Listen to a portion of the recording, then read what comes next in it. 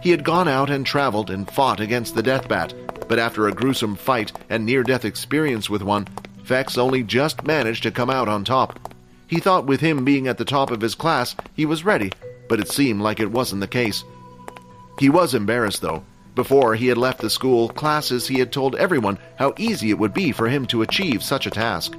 If they were to find out he only managed to defeat one before giving up, he would become a laughingstock. So in turn, he decided to go on to the marketplace and hire some travelers to hunt the beasts for him.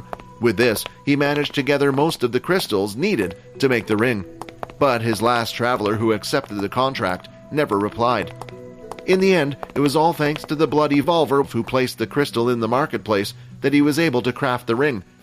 They had finally arrived at the VR room, and it was a sight that Fex had never seen before, although he wasn't amazed because it just looked like a room full of sleeping capsules. Judged by his reaction, Quinn could tell Fex had no idea what these were. "Don't worry, I was confused when I came here for the first time as well. Just follow me and I'll let you know about the basics," Quinn said.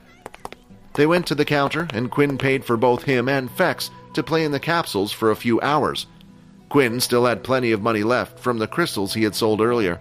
On top of that, he also still had 9 crystals that hadn't been used to create the suit that he could also sell from the last outing. "Hey, I have my own money, you know. You didn't have to pay for me," Fex said, displaying his golden card. "Don't worry," Quinn said, gritting his teeth, not realizing his mistakes. If he knew Fex had money, he wouldn't have paid for him. He wasn't some charity, and right now, he wanted to save up every credit he had. It was only to find out more about vampires that Quinn was being so nice to him. He didn't think vampires would have much money after all. How would they obtain such a thing when they were hiding all the time? Instead, it seemed like Fex was some spoiled rich kid if he was waving the gold card around like that. Unlike Vorden, who also had a gold card but didn't have much money in it to begin with. Quinn proceeded to show how to operate the machine and such before getting in.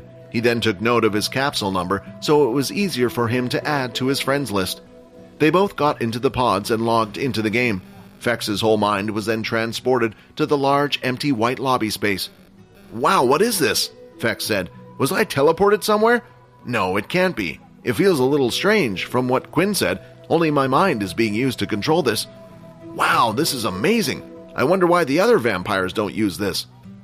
Just as Fex was in deep thought thinking about it, he had received a friend request.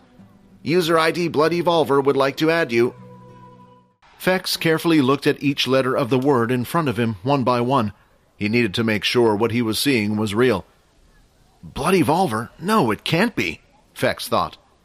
While looking at the name, he realized that it was the same user ID that was also used in the marketplace when he had bought the Beast Crystal. However, it was quite common for people to use the same user IDs when logging into different websites and games. And what were the chances of someone else having the same user ID and also being a vampire? Fex had found it strange in the first place that someone had been selling the crystal. The planet where the death bats were populated on wasn't a place where travelers would go too often. It was one of the reasons why the vampires had decided to use it as their training ground, on top of the fact that their crystals could be used to create the ring. When Fex first saw the crystal, he thought maybe someone had killed a bat along the way and didn't know what to do with it, and chose to sell it after finding out it could only be used to create a silly ring. After all, it did not affect humans, not even a little buff in strength.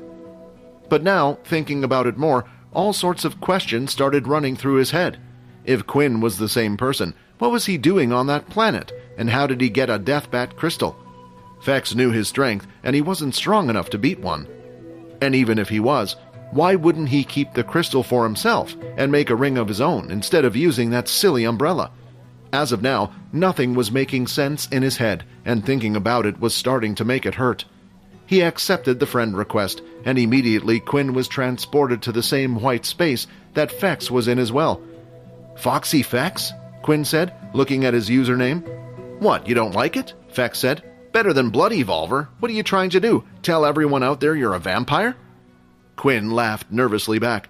"I thought it would be vague enough. Plus, who else but other vampires would think that?" Quinn replied. This was the confirmation Fex needed. No other vampire out there would be silly enough to have a name such as Blood Evolver. The name was a little bit childish, and Quinn kind of fit that image. A naive young vampire. although Fex couldn't talk much himself, though this only added to the mystery of Quinn for Fex. Still, it didn't change the fact that thanks to Quinn selling the crystal, Fex was finally able to leave his home and enjoy the outside world. So far, his experiences hadn't been great, but it was different, and he was slowly learning to enjoy them. It wasn't the same boring old routine he would practice in and out, and Fex wanted to thank Quinn for that in some way. While standing there and thinking about everything, Fex could see Quinn using his blood skills in the game. Not only that, but he was able to use them constantly without getting tired. "What is that?" Fex asked. "This?" Quinn replied. Quinn then explained how while in the lobby of the game, they were able to practice using their vampire skills without tiring out. But once they were in the game, their normal body limits would be put on them as usual. Quinn didn't talk about the HP reduction not working while in the game, but since the system said only his vampire skills was linked to a system-like thing, he thought it would be hard to explain.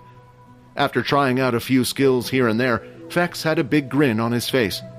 He then started performing his martial arts while mixing in the blood skills. The main skills he used were blood swipe and blood spray, but once in a while he would use skills that Quinn had never seen before, such as the blood wall and a few others. Still, what had impressed Quinn the most while watching him practice was the martial arts he was performing with his fists. They were fast and compact, and he could tell it increased the efficiency of something like blood spray. When Fex had stopped, he walked over to Quinn with a hop in his step. "Hey man, this is great! I wonder why the vampires don't have a bunch of these in their buildings. It could help the kids train. Although, I guess if they get too used to the game, then it wouldn't help them out that much in a real battle, but this is still great." While Fex was yammering away, he noticed that Quinn was staring at the blank space where Fex was standing. He started waving his hand in front of Quinn to see if he was still there. "Hello?" Fex said, still waving his hand. "Oh, sorry," Quinn replied. "I was just looking at your martial arts." "Oh yeah, that's right. You didn't learn any, did you, since you grew up here and everything?" Fex then started to think if there was something he could do. Then something popped in his head, an idea. "You know I can teach you the martial arts if you want." Fex thought this was a great idea. He wanted to repay Quinn for getting him the beats crystals he needed, and this could be his way of returning the favor secretly. "Really? Would that be okay?" Quinn asked. "Why not? You're a vampire, so you have the right to learn it." Fex then got into a fighting stance and tried to show all the motions to his attacks while explaining. "So for the first step, you want to look like this. Then you're going to feel the fighting energy rise. Next, with your hands, you need to go pow pow pow," Fex said as he made every move. "Did you get all that?" Kinda?" Quinn started copying what Fex had done, but it didn't seem to be working out at all, and even Fex realized this. "I'm sorry, I guess I'm not the teacher type. I'm not that good at explaining things." "It's okay," Quinn replied, but Fex could tell Quinn was a little down when saying this. Then a lightning bolt idea had hit him. "Hey, there is something you can do. Although I can't show you or teach you through words, I could move your body." "What do you mean?" Quinn asked. "Do you remember what I did to your friend on the roof? Well, if you let me do the same to you, then I can show you how to use martial arts. My string puppet is unique, so when you perform it, it will feel like I'm performing the skills through your body," Fex explained. "Not only that, but it should allow you to memorize everything through your own body. In a way, this will be a shortcut, and you will learn it far quicker." What Fex was offering wasn't a bad proposal. The problem was whether or not Quinn could trust him with his body. Hi, Quinn here. Wondering what happens next? If you want to jump the queue and unleash all episodes, click on the link here and install the Pocket FM app.